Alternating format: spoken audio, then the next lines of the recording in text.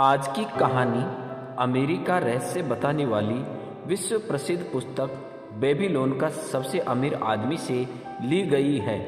ये पुस्तक अमेरिका के उन महान रहस्यों को बताती है जिनको अपनाकर कोई भी व्यक्ति अमीर बन सकता है। इस पुस्तक में लेखक ने स्वर्ण प्राप्ति के उन 5 मूलभूत नियमों के बारे में जानकारी दी है जिनको अपनाकर सामान्य से सामान्य व्यक्ति भी अमीरी को प्राप्त कर सकता है। तो आइए आज हम अमीरी के उन मूलभूत 5 सिद्धांतों के बारे में चर्चा करते हैं। स्वर्ण से भरा एक झोला या बुद्धिमानी के शब्दों से भरा एक मिट्टी का टेबलेट। अगर आपको दोनों में से कोई एक चुनना हो तो कौन सा चुनेंगे? रेगिस्तान की झाड़ियों में से आती झिलमिलाती रोशनी से रोशन सूरज से हुए सांवले चेहरे ने दिलचस्पी से देखा। 27 लोगों ने कहा स्वर्ण स्वर्ण। बूढ़े कलबाब ने एक पहचानी मुस्कान दी। ध्यान से सुनो, उसने हाथ उठाते हुए कहा, रात में जंगली कुत्तों को सुनो। वे चीखते चिल्लाते हैं क्योंकि वे भूख से परेशान हैं। तुम उन्हें खिलाते हो और वे क्या करते हैं? झगड़ते हैं और चीखते हैं, फिर झगड़ते हैं और चीखते, बिना कल पर ध्यान दिए जो अवश्य आएगा। ऐसा ही मामला इंसानों के बेटों के साथ भी है। उन्हें स्वर्ण और बुद्धि में से चुनने को दो, वे क्या करेंगे? बुद्धि को अनदेखा करेंगे और स्वर्ण को बर्बाद करेंगे। कल वे रोएंगे क्योंकि उनके पास स्वर्ण नहीं बचा। स्वर्ण उनके लिए आरक्षित है जो इसके नियम जानते हैं और उनका पालन करते हैं। कल बाब ने अपने सफ़ेद चोंगे को अपने पैर पर डाला क्योंकि रात में ठंडी हवा बह रही थी। चूँकि तुम लोगों ने लंबे समय तक मेरे सेवा की है, तुमने मेरे ऊँटों का ख्याल रखा है, तुमने रेगिस्तान की गर्म रेत पर बिना शिकायत किए मेहनत की है, तुमने उन लुटेरों का सामना किया है जो मेरा सामान लूटना चाहते थे। इसलिए मैं आज की रात तुम्हें स्वर्ण के 5 नियमों की कहानी सुनाऊंगा। एक ऐसी कहानी जो तुमने आज तक नहीं सुनी होगी। ध्यान से मेरे बोले गए शब्दों को सुनो। अगर तुम उनके अर्थ पर ध्यान दे सको तो आने वाले दिनों में तुम्हारे पास काफ़ी स्वर्ण होगा। वह थोड़ी देर रुका। नीले सामियाने के ऊपर बेबीलोन के साफ आकाश में तारे चमक रहे थे। उस ग्रुप के पीछे रेगिस्तान की आंधियों से रक्षा के लिए कई तंबू गड़े हुए थे। तंबुओं के साथ चमड़ी से ढके कई सामान थे। पास में ऊँटों का एक झुंड रेत पर लेटा हुआ था। उनमें कुछ चारा चबा रहे थे, कुछ जोर से खर्राटे भर रहे थे। कल बाब, आपने हमें कई कहानियां सुनाई है। समूह का प्रमुख बोला, हम आपकी बुद्धिमानी का मार्गदर्शन चाहते हैं जिसकी हमें कल ज़रूरत पड़ेगी जब आपके लिए हमारी सेवा समाप्त हो जाएगी।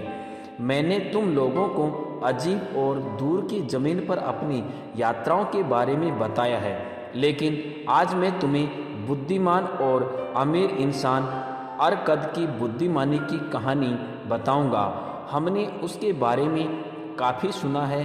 समूह के प्रमुख ने कहा, वह बेबीलोन का सबसे अमीर आदमी था। वह सबसे अमीर आदमी था क्योंकि वह स्वर्ण के नियमों को जानता था, उन सभी से बेहतर जो उससे पहले हुए थे। इस रात मैं तुम्हें उस बुद्धिमानी भरे काम के बारे में बताऊंगा जो उसके पुत्र नोमासिर ने कई साल पहले नीनेवेह में बताई थी जब मैं बालक था। मेरे मालिक और मैं नोमासिर के महल में रात में टहल रहे थे। मैंने अपने मालिक की कई सुंदर कालीन लाने में मदद की थी। उसमें से हर एक को नोमासिर ने पसंद किया था।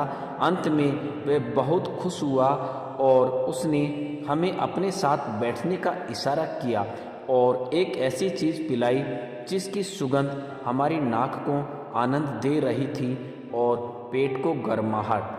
हमें ऐसे पेय की आदत नहीं थी। तब उसने हमें अपने महान पिता अरकद की कहानी सुनाई, जो मैं तुम्हें सुनाने जा रहा हूँ। जैसा आप जानते हैं, बेबीलोन में परंपरा थी कि अमीर पिताओं के बच्चे अपने पिता के साथ जायदाद की आशा में रहते थे। अरकद इस परंपरा को पसंद नहीं करता था, इसलिए नोमासिर उस इंसान की जायदाद में पहुंचा। उसने युवक को बुलाया और कहना शुरू किया, मेरे बेटे, ये मेरी इच्छा है कि तुम जायदाद के मालिक बनो, लेकिन पहले तुम्हें सिद्ध करना होगा कि तुम इसके लायक हो। इसलिए मैं चाहता हूँ कि तुम दुनिया में जाओ और ये दिखाओ कि तुम स्वर्ण कमा सकते हो और अपने आप को सम्मानीय बना सकते हो। शुरुआत करने के लिए मैंने तुम्हें 2 चीज़ें दूंगा जो मुझे नहीं मिली थी जब मैंने एक गरीब युवक के रूप में संपत्ति बनाने की शुरुआत की थी। पहली, मैं तुम्हें स्वर्ण का झोला देता हूँ। अगर तुम इसका बुद्धिमानी से इस्तेमाल करो, ये तुम्हारी सफलता का आधार होगा। दूसरी, मैं तुम्हें ये मिट्टी का टैबलेट देता हूँ जिस पर स्वर्ण के 5 नियम खुदे हैं। अगर तुम इनका इस्तेमाल अपने काम में कर सको, मैं तुम्हें क्षमता और सुरक्षा देंगे। आज से 10 साल बाद तुम अपने पिता के घर वापस आना और अपना हिसाब देना। अगर तुम अपने आप को योग्य साबित कर सको तो मैं तुम्हें अपनी जायदाद का वारिस बना दूंगा, नहीं तो मैंने उसे पुजारियों को दे दूंगा ताकि वे इसे देवताओं को मेरे आत्मा के बदले दे सकें। इसलिए नोमासिर अपना रास्ता बनाए आगे गया। उसने अपना स्वर्ण का झूला और रेशमी कपड़ों में लिपटा मिट्टी का टैबलेट अपने गुलामों और अपने घोड़ों के साथ लिया। 10 साल गुजर गए और नोमासिर अपने वायदे के अनुसार अपने पिता के घर लौटा, जिन्होंने उसके लिए एक भोज का आयोजन किया जिसमें उसने कई दोस्तों और रिश्तेदारों को आमंत्रित किया। जब भोज समाप्त हुआ, माँ और पिता हाल के एक तरफ सिंहासन जैसे आसनों पर विराजमान हुए और नोमासिर उसके सामने खड़ा होकर अपना हिसाब देने लगा जैसे उसके पिता ने कहा था। ये शाम थी। कमरा तेल के लैंपों से आते धुएं से भरा हुआ था जो हल्के जल रहे थे। सफ़ेद जैकेट में गुलाम नमी वाली हवा को लंबे पत्तों वाले पंखों से झल रहे थे। पूरी दृश्य में एक शाही गरिमा थी। नोमासिर की पत्नी और उसके 2 बच्चे अपने दोस्तों और परिवार के अन्य सदस्यों के साथ पीछे कालीनों पर बैठे थे। उनके कान खड़े थे। मेरे पिताजी, उसने कहना शुरू किया, मैं आपकी बुद्धिमानी के सामने सर झुकाता हूँ। आपने मुझे आगे बढ़ने और एक मजबूत इंसान बनने के लिए प्रेरित किया ताकि मैं आपकी जायदाद का सिर्फ दास बनकर न रह जाऊं। आपने मुझे अपना स्वर्ण दिल खोल कर दिया। आपने अपना ज्ञान मुझे दिल खोल कर दिया। स्वर्ण को तो मैंने बुरी तरह से बर्बाद कर दिया। ये मेरे अनुभवहीन हाथों से ऐसे गायब हुआ जैसे किसी युवक के हाथों से पहला अवसर आते ही एक जंगली खरगोश गायब होता है। पिता उदारता से मुस्कुराए, बोलते रहे, बेटे, मेरे बेटे, तुम्हारी कहानी की हर बात में तुम्हें दिलचस्पी है। मैंने नीनेवे जाना तय किया चूँकि ये शहर बढ़ रहा था और मैंने सोचा मुझे यहाँ अवसर मिलेंगे। मैंने एक कारवां का साथ दिया और उसमें अनेक लोगों से दोस्ती कर ली। इसमें 2 ऐसे सभ्य लोग थे जिनके पास खूबसूरत सफ़ेद घोड़ों का एक झुंड था। जैसे हम यात्रा करते गए, उन्होंने मुझे विश्वास में लेकर बताया कि नीनेवे में एक अमीर आदमी था जिसके पास इतना चुस्त घोड़ा था कि वह कभी हारा ही नहीं था।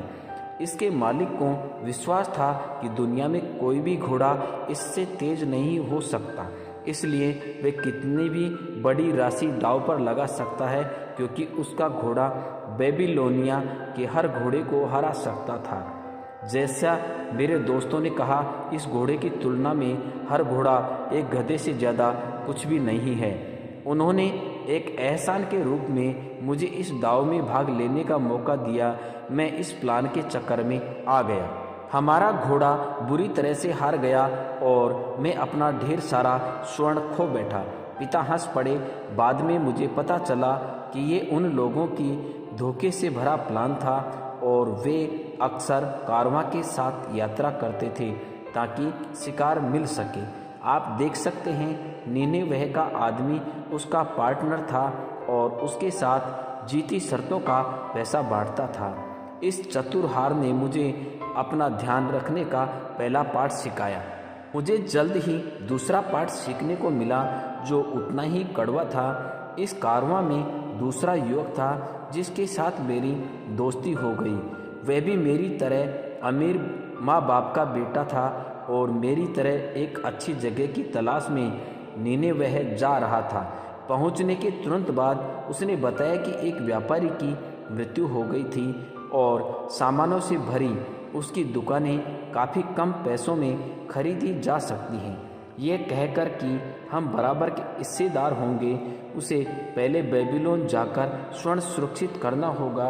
उसने मुझे पहले अपने स्वर्ण से उसे खरीदने को कहा और बताया कि उसके स्वर्ण का इस्तेमाल आगे खरीदारी में इस्तेमाल होगा। उसने काफ़ी दिनों से बेबीलोन की यात्रा में देरी की और इस दौरान सिद्ध किया कि वह एक बेवकूफ़ खरीदार और खर्चीला इंसान है।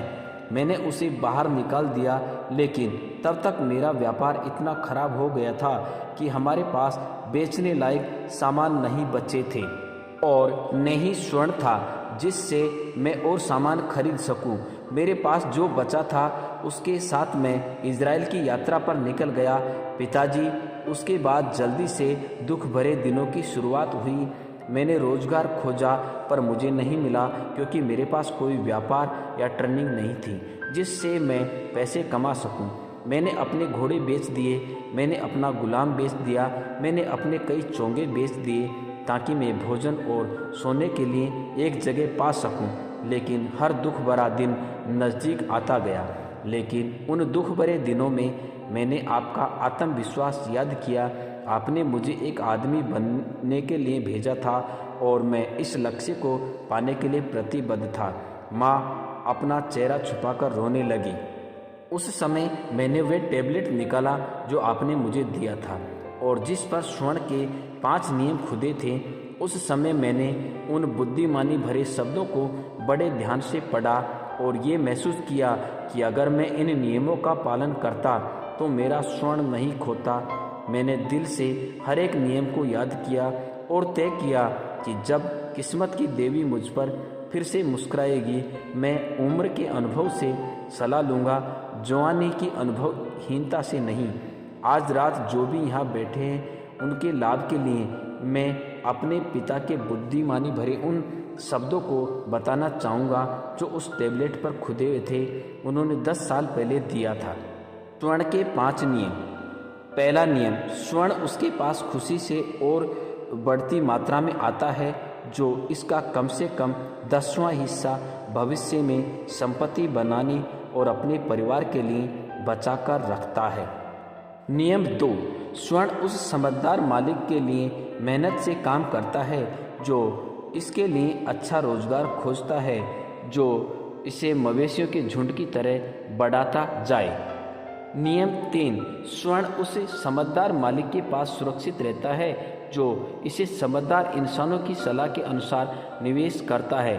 नियम 4, स्वर्ण उसके हाथों से फिसल जाता है जो इसे ऐसे व्यापारों और कामों में लगाता है जिसकी उसे जानकारी नहीं है या जिसकी अनुशंसा अनुभवहीन लोग नहीं करते। नियम 5, स्वर्ण उस इंसान से दूर भागता है जो इसे नामुमकिन कमाई के साधनों में लगाते हैं या धोखेबाजी की चमकदार सलाहों को मानते हैं या अपने अनुभव पर ज़्यादा विश्वास करते हैं या निवेश में रोमानी इच्छाएं रखते हैं। ये मेरे पिता द्वारा लिखे गए स्वर्ण के 5 नियम हैं। मेरा मानना है कि ये स्वर्ण से भी ज़्यादा कीमती है जिसे मैं अपनी कहानी में दिखाऊंगा। उसने फिर अपने पिता को देखा। मैंने आपको बताया कि मेरे अनुभवहीनता मुझे किस गरीबी और दुख तक ले आई। जब भी दुर्घटनाओं का सिलसिला ख़त्म नहीं हुआ, एक और दुर्घटना हुई जब मैंने गुलामों को संभालने का एक काम शहर की बाहर दीवार के पार किया। स्वर्ण के पहले नियम की जानकारी का लाभ उठाते हुए मैंने पहली कमाई का एक तांबा का सिक्का बचाया और इसे तब तक जोड़ता रहा जब तक मेरे पास चांदी का सिक्का हो गया। यह एक बहुत धीमी प्रक्रिया थी क्योंकि मुझे जीने के लिए भी पैसों की ज़रूरत थी। मैंने झिझक कर खर्च किया, मैं अस्वीकार करता हूँ, क्योंकि मैंने तय किया था कि 10 साल होते होते मैं वह स्वर्ण कमा लूँगा जो आपने मुझे दिया था। एक दिन मेरा एक दोस्त जो गुलामों का मालिक था, उसने मुझसे कहा, तुम एक कम खर्चीले युवा हो जो कमाए पैसों को बेकार खर्च नहीं करता। क्या तुम्हारे पास ऐसा स्वर्ण है जो पैसे नहीं कमा रहा है? हाँ, मैंने जवाब दिया, ये मेरी सबसे बड़ी इच्छा है कि मैं उतना स्वर्ण कमा सकूं जितना मेरे पिता ने मुझे दिया था और जिसे मैंने खो दिया। ये एक बहुत अच्छी महत्वाकांक्षा है। और क्या तुम्हें पता है कि जो स्वर्ण तुमने बचाया है वह तुम्हारे लिए और भी स्वर्ण कमा सकता है? ओहो, पर मेरा अनुभव खराब रहा क्योंकि मेरे पिता का स्वर्ण मुझसे दूर भाग गया और मुझे डर लगता है कि मुझसे फिर से वह गलती न हो जाए। अगर तुम्हें मुझ में विश्वास है तो मैं तुम्हें स्वर्ण के लाभदायक निवेश के बारे में एक पाठ सिखाऊंगा। उसने जवाब दिया, 1 साल के अंदर बाहरी दीवार बन जाएगी और इसके हर दरवाजे पर तांबे का दरवाज़ा बनाया जाएगा जो राजा के दुश्मनों को अंदर आने से रोक सके। पूरे निनेवे में इतनी धातु नहीं जिससे इन्हें बनाया जा सके और राजा ने इसे पाने के बारे में नहीं सोचा। यहाँ मेरा प्लान है, हम सभी लोगों का एक समूह अपना स्वर्ण जमा करके और एक कारवां तांबे और टीन की दूर दराज खानों में भेजेगा और निनेवे के दरवाज़ों के लिए धातु लेकर आएगा।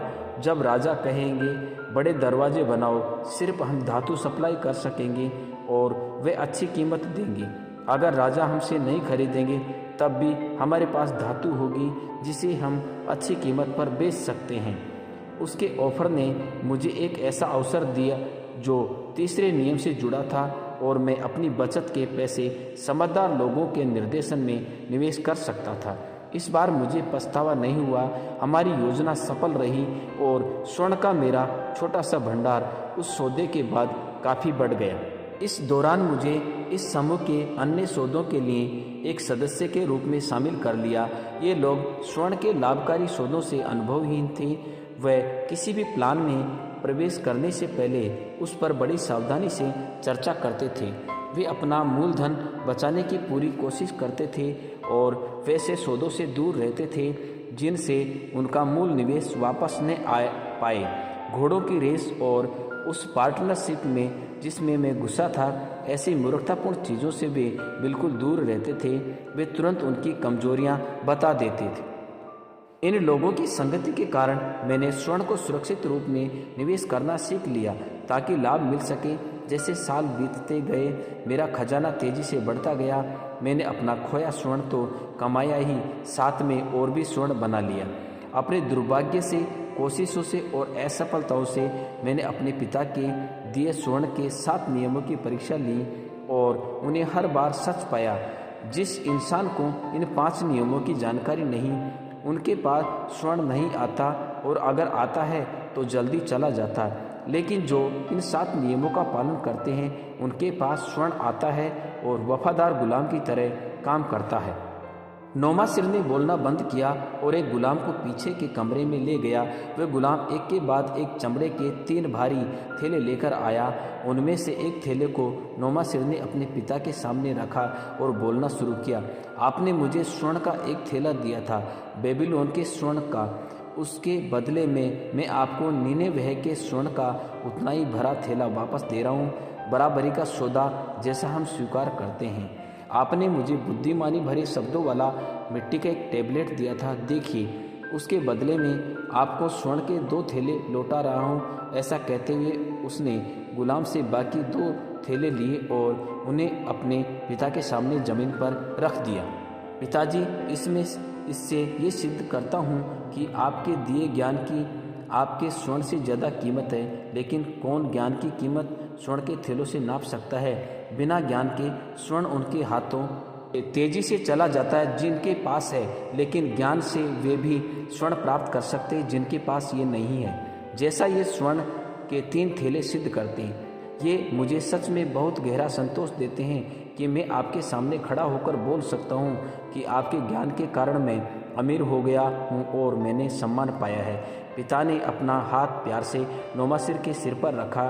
तुमने अपने पाठ अच्छी तरह से सीखे और मैं सौभाग्यशाली हूँ कि मुझे एक ऐसा बेटा मिला है जिस पर मैं अपनी संपत्ति की जिम्मेदारी डाल सकता हूँ। कल बाब ने अपनी कहानी पूरी की और श्रोताओं की ओर ध्यान से देखा।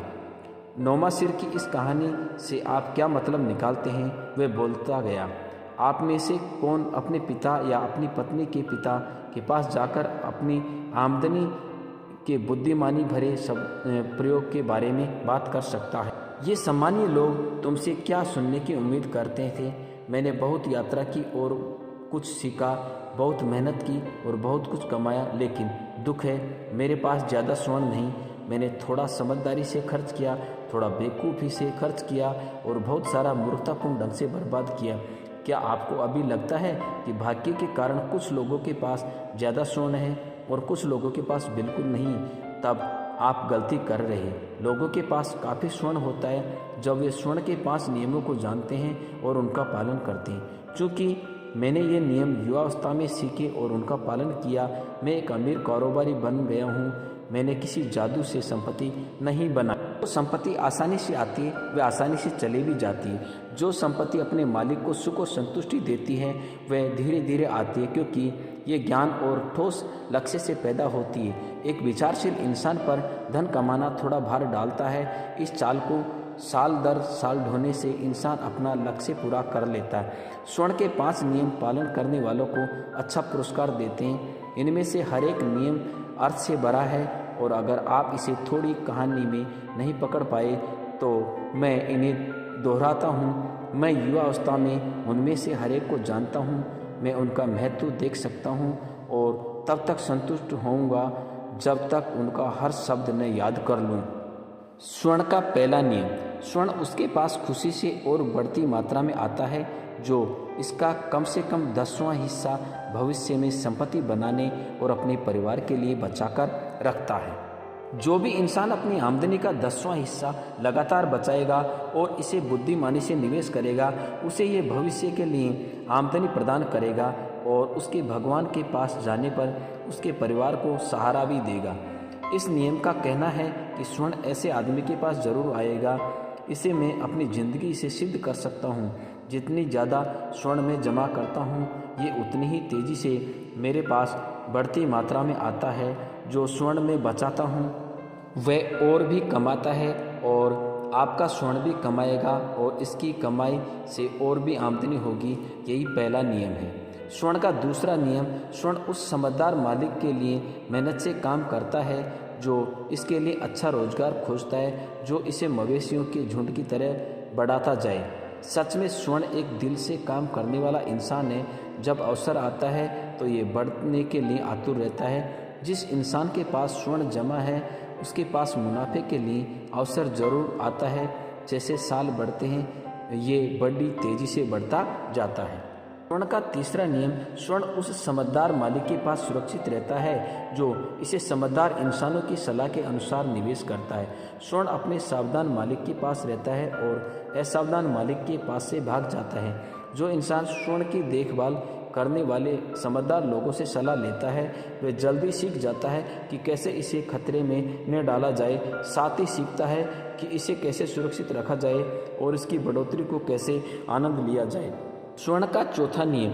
स्वर्ण उस के हाथों से फिसल जाता है जो इसे ऐसे व्यापार और कामों में लगाता है जिसकी उसे जानकारी नहीं है या जिसकी अनुशंसा अनुभवी लोग नहीं करते। जिस इंसान के पास स्वर्ण है वह उसकी देखभाल करना नहीं जानता, उसे इसके कामों से में मुनाफा दिखता है। कई बार वे नुकसान के खतरे से भरे होते हैं और अगर उन्हें समझदार लोग ध्यान से देखें तो उनमें लाभ की संभावना बहुत कम दिखती है। इसलिए स्वर्ण का अनुभवहीन मालिक जो अपनी बुद्धि पर विश्वास करता है और उस बिजनेस और चीज़ों में निवेश करता है जिसकी उसे जानकारी नहीं है, अक्सर पाता है कि उसके स्वर्ण गलत है और अपने अनुभवहीनता की कमी अपने खजाने को चुकाता है। लेकिन वे सच में बुद्धिमान है जो अपने खजाने को स्वर्ण के काम में अनुभवी लोगों की सलाह में निवेश करता है। स्वर्ण का पांचवा नियम। स्वर्ण उस इंसान से दूर भागता है जो इसे नामुमकिन कमाई के साधनों में लगाते हैं या धोखेबाजों की चमकदार सलाहों को मानते हैं या अपने अनुभव पर ज़्यादा विश्वास करते हैं या निवेश की रोमानी इच्छाएं रखते हैं। वैसे सौदे जो साहसी कारनामों की तरह उत्तेजित करते हैं वे अक्सर स्वर्ण के नए मालिक के पास आते हैं। उन्हें देखकर ऐसा लगता है कि वे अपनी जादुई शक्ति से असंभव कमाई करके दिखा देंगे, लेकिन अगर आप बुद्धिमानी लोगों पर ध्यान देंगे तो पाएंगे कि जल्दी अमीर बनाने वाले इस प्लान के पीछे खतरा मंडरा रहा होता है। निर्णय वह है कि उन अमीर लोगों को मत भूलो जो अपने मूलधन को बचाने और इसे अलाभकारी निवेशों से दूर रखने में कोई कसर नहीं छोड़ते। यहाँ स्वर्ण के 5 नियमों की मेरी कहानी समाप्त होती है। इसे बताए हुए मैंने अपनी सफलता के रहस्य बता दिए हैं। तब भी वह रहस्य नहीं बल्कि यह सत्य है जिसे उस हर इंसान को पहले सीखना चाहिए, जो पालन करना चाहिए, जो उस भीड़ से अलग होना चाहता है, जो जंगली कुत्तों की तरह हर दिन भोजन की चिंता करती है। कल हम बेबीलोन में प्रवेश करेंगे। देखो, बेल के मंदिर के ऊपर जल रही उस आग को देखो, वह उस स्वर्णिम शहर को देख सकते हो। कल आप में से हर इंसान के पास स्वर्ण होगा और वह स्वर्ण होगा जो आपने सच्ची सेवाएं देकर कमाए। उस रात के 10 साल बाद आप अपने स्वर्ण के बारे में क्या बता सकते हैं? अगर आप लोगों में से कई लोग हैं जो नोमासिर की तरह अपने स्वर्ण का एक हिस्सा संपत्ति अर्जित करने के लिए इस्तेमाल करेंगे और अरकद की समझदारी से काम करेंगे, तो आज से 10 साल बाद अरकद के बेटे की तरह अमीर बनकर लोगों में सम्मान पाएंगे। हमारे बुद्धिमान भरे काम जिंदगी भर हमारी सहायता करते हैं और हमें आनंद देते। ठीक उसी तरह हमारे बेवकूफ़ी भरे काम हमें परेशान करते। दुख है, उन्हें भूला नहीं जा सकता। सबसे ज़्यादा दुख उन अवसरों की यादें देता है जो हमारे पास आते थे और जिनका हमने लाभ नहीं उठाया। बेबीलोन के खजाने समृद्ध है, इतने समृद्ध कि कोई इंसान उनकी कीमत स्वर्ण से नहीं माप सकता। हर साल वे ज़्यादा बड़े और मूल्यवान होते जाते हैं। हर जमीन के खजाने की तरह वे पुरस्कार है, एक अमीर पुरस्कार है जो उन लोगों का इंतजार कर रहे हैं जो अपना हिस्सा चाहते हैं। आपकी इच्छाओं में एक जादुई शक्ति है। इस शक्ति को स्वर्ण के अपने 5 नियमों से निर्देशित करें और जल्द ही आप बेबीलोन के खजाने का हिस्सा पाएंगे। तो दोस्तों, ये थे स्वर्ण के 5 नियम जिनको अपनाकर हर कोई व्यक्ति अमीर बन सकता है। उम्मीद है ये जानकारी और कहानी आपको पसंद आई होगी। चैनल को सब्सक्राइब करें, वीडियो को लाइक और शेयर करें, बेल आइकन को प्रेस करें ताकि नेक्स्ट वीडियो का नोटिफिकेशन सबसे पहले आप तक पहुंचे। थैंक यू, धन्यवाद।